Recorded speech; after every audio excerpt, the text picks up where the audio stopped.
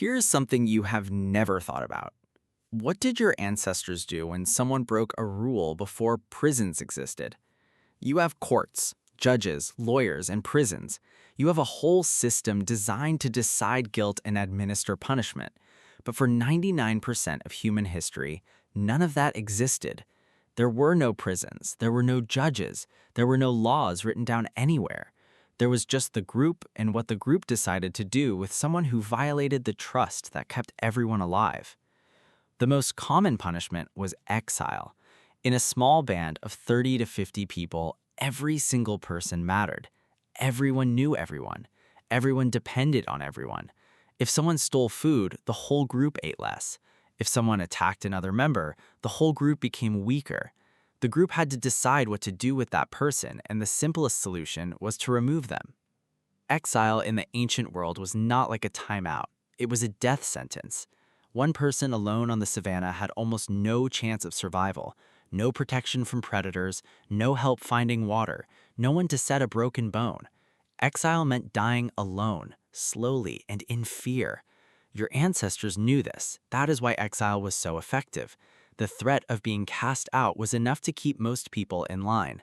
In many hunter-gatherer societies, the mere threat of exile was all that was needed to maintain order. You did not need laws when losing your community meant losing your life. There were also cases of blood feuds. If someone killed a member of another family, that family had the right to kill someone in return. This could go on for generations. One murder led to another, which led to another. In some tribal societies, these blood feuds lasted decades. The only way to stop them was through payment, called weregild, which literally means man payment. The killer's family paid the victim's family a set amount of goods or livestock. If the payment was accepted, the feud ended. If not, the killing continued. But exile was not always the answer. Sometimes the crime was too serious.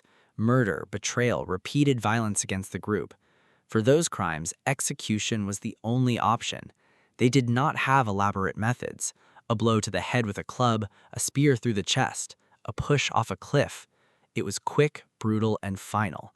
There were no appeals, no last meals, no death row. A 2018 study of prehistoric schools from Europe found that about 5% showed evidence of fatal blunt force trauma. Not all of these were executions. Some were kills from conflict between groups.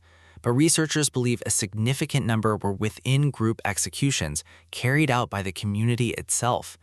As societies grew larger, punishment became more formalized. The Code of Hammurabi, written in 1754 BCE in ancient Mesopotamia, is one of the oldest legal codes in the world. It described specific punishments for specific crimes. If a man stole an ox, he paid 30 times its value. If he could not pay, he was executed. If a builder built a house that collapsed and killed the owner, the builder was executed. If his son struck his father, the son's hand was cut off.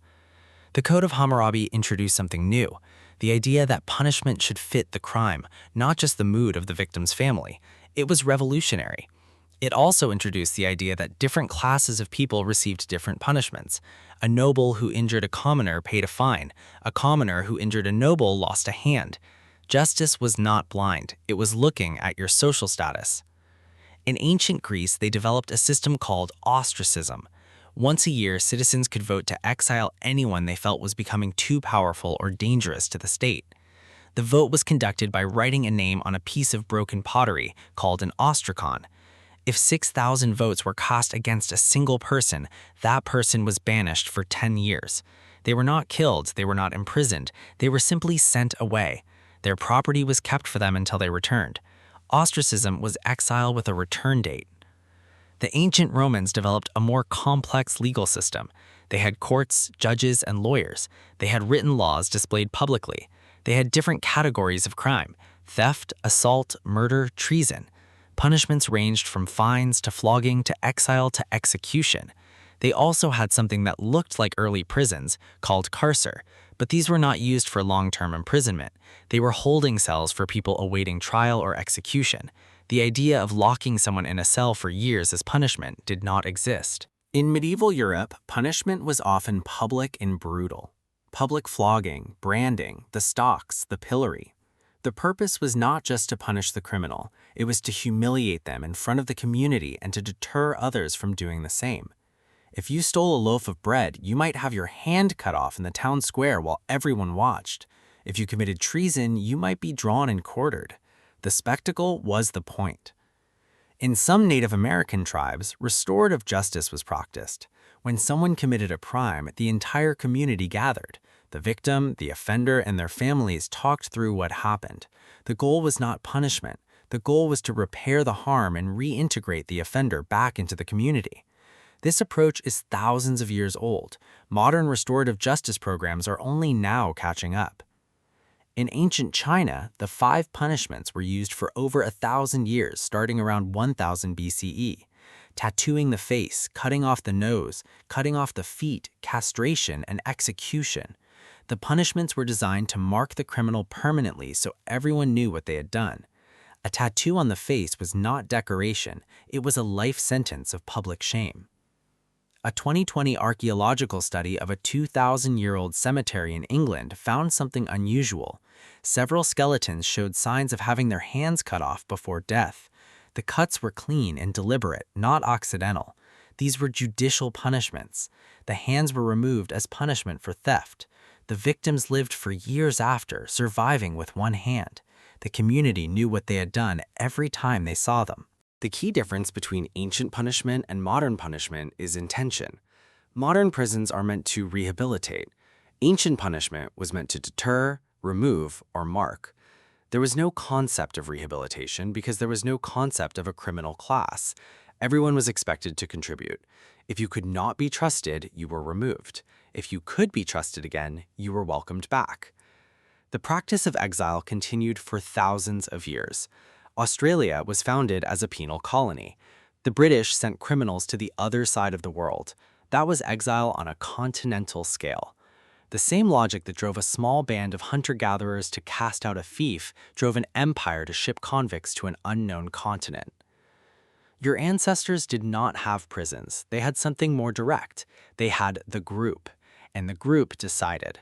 Sometimes they forgave, sometimes they exiled, sometimes they killed.